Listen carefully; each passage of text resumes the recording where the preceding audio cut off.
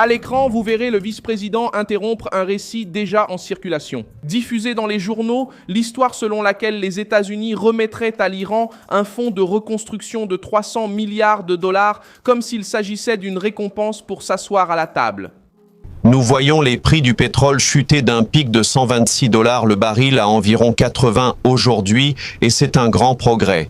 Mais cela aussi, Gale tend la main à l'Iran et dit « Écoutez, si vous êtes prêts à remplir vos obligations et à permettre de véritables inspections de votre programme nucléaire, alors nous vous réintégrerons dans l'économie mondiale. » Je crois que le président des États-Unis veut tourner la page sur 47 ans de relations ratées avec l'Iran.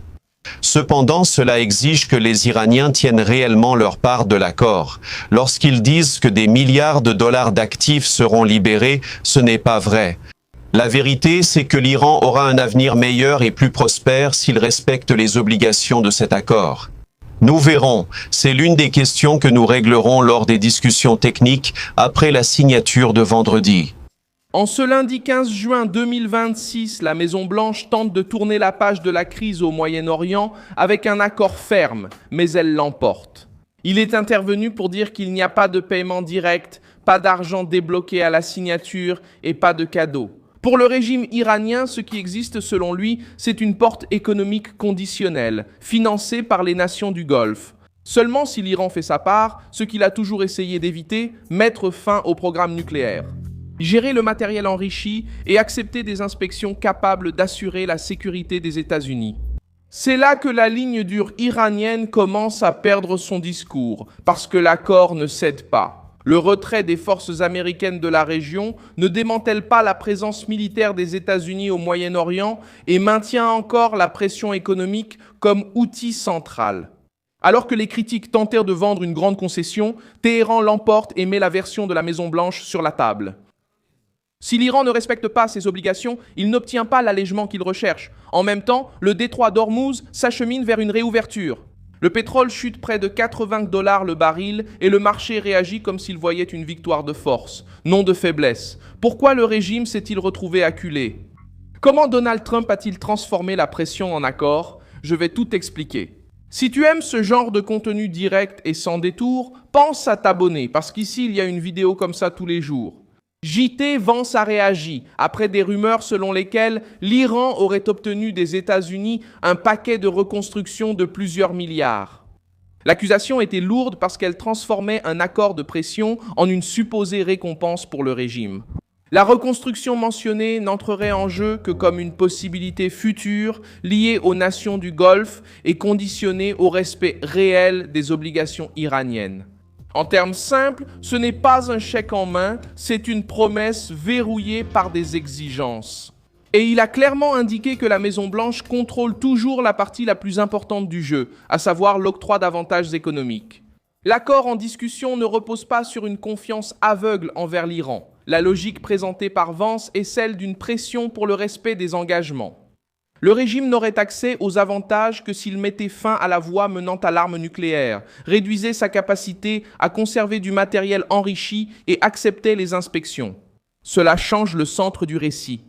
La question n'est pas que l'Iran gagne de l'argent, la question est que l'Iran soit obligé de prouver sous inspection qu'il n'utilise pas la négociation pour gagner du temps. Pour la Maison-Blanche, c'est ce point qui sépare un accord ferme d'une reddition diplomatique. Donald Trump est entré dans cette crise en maintenant la pression militaire et économique. L'Iran voulait une issue plus large, incluant une réduction de la présence américaine dans la région et un allègement des sanctions à des conditions plus favorables. Vance a clairement indiqué que cela ne se produira pas de la manière souhaitée par Téhéran. Même s'il y a un ajustement de la taille de la présence militaire, les États-Unis continueront à maintenir des milliers de soldats prêts au Moyen-Orient. Autrement dit, le régime n'a pas réussi à expulser Washington de la région. Cet aspect est important, car la propagande iranienne a toujours tenté de présenter le retrait américain comme un signe de faiblesse. Après l'annonce de l'accord, le prix du pétrole a fortement chuté, le baril américain s'approchant de la barre des 80 $.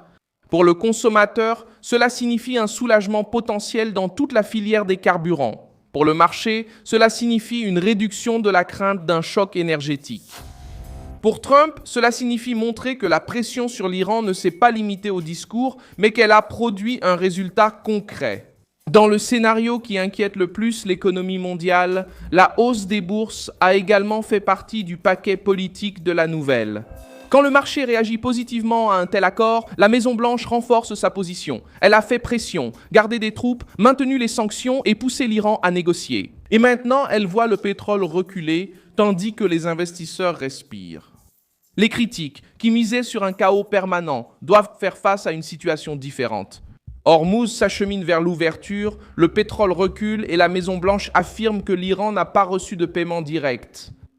Sa préoccupation était d'empêcher que toute mesure soit interprétée comme une récompense pour un régime qui traîne encore un lourd passif de confrontation avec les États-Unis, Israël et des alliés régionaux. Le point le plus sensible reste le programme nucléaire. La Maison-Blanche n'a pas présenté l'accord comme étant simple. Concernant l'ouverture d'Hormuz, Vance a lié la réouverture du détroit à la fin de la voie nucléaire militaire de l'Iran. Cela place le régime devant un choix difficile, accepter les inspections et les limitations pour obtenir un allègement économique ou refuser et continuer à subir la pression. C'est pourquoi les propos de Vance irritent la ligne dure. Elle empêche Téhéran de transformer l'accord en victoire sans coup. Le bénéfice n'existe que s'il y a un respect vérifiable des engagements. La présence militaire américaine sert aussi de message. L'Iran voulait que les États-Unis quittent leur base et abandonnent l'espace stratégique au Moyen-Orient. Vance a rejeté cette idée. La Maison-Blanche peut discuter des ajustements, mais elle ne remettra pas la région au régime iranien. Ce détail est fondamental pour comprendre le poids politique de l'accord. Trump ne dit pas seulement qu'il veut la paix, il dit qu'il veut la paix. Sans abandonner la force, sans céder le détroit d'Hormuz, sans libérer d'argent à l'avance et sans laisser l'Iran dicter les règles de l'équilibre régional. La réouverture du détroit d'Hormuz vendredi apparaît comme une victoire concrète, car elle touche le portefeuille du monde entier. La pression a fonctionné parce que le régime a accepté de négocier. Le détroit est en voie d'être ouvert et l'argent n'a pas été donné gratuitement. La diplomatie européenne tente également de s'impliquer dans le mouvement de stabilisation. La France et le Royaume-Uni ont indiqué leur volonté de soutenir une mission maritime qui aiderait à garantir la navigation dans le détroit d'Hormuz. Cette route intéresse plusieurs nations, car l'énergie et le commerce en dépendent. Mais le contrôle politique du récit est resté avec Trump et Vance parce que c'est eux qui ont tracé la ligne rouge. Sans respect des engagements, pas de bénéfices. Israël observe tout cela avec tension. Le gouvernement israélien a toujours considéré le programme nucléaire iranien comme une menace existentielle et ne veut pas qu'un accord allège la pression sur Téhéran sans garantie stricte. Les propos de Vance aident sur ce point, car ils renforcent l'idée que l'objectif est d'empêcher l'Iran d'obtenir l'arme nucléaire et de maintenir une véritable surveillance. Sans cela, tout accord devient une pause dangereuse. L'Iran essaie de sortir de la crise avec une image de résistance, mais la structure présentée par Vance met le régime sous pression sur 3 fronts. Sur le plan économique, Téhéran ne reçoit pas d'argent sans condition. Maintenant, sur le plan nucléaire, il doit faire face à des exigences de fermeture, de stocks enrichis et d'inspection. Sur le plan militaire, il n'arrive pas à expulser les États-Unis de la région. Cette combinaison explique la réaction nerveuse de la ligne dure. L'Iran voulait vendre une victoire facile. La ligne dure voulait cacher le prix des concessions. Les critiques voulaient qualifier l'accord de cadeau. La Maison-Blanche a répondu avec une formule simple. Hormuz s'ouvre, le pétrole baisse, le marché respire. Mais le régime ne bénéficie de l'avantage que s'il obéit, prouve et accepte la surveillance. Je suis Milson Alves, internationaliste, et mon objectif est de vous tenir bien informé avec la vérité chaque jour. Les liens des actualités se trouvent dans la description de la vidéo. Laisse un like sur cette vidéo, abonne-toi à la chaîne et, à la fin, jette un œil aux commentaires pour être encore plus engagé avec la communauté. Milson Alves.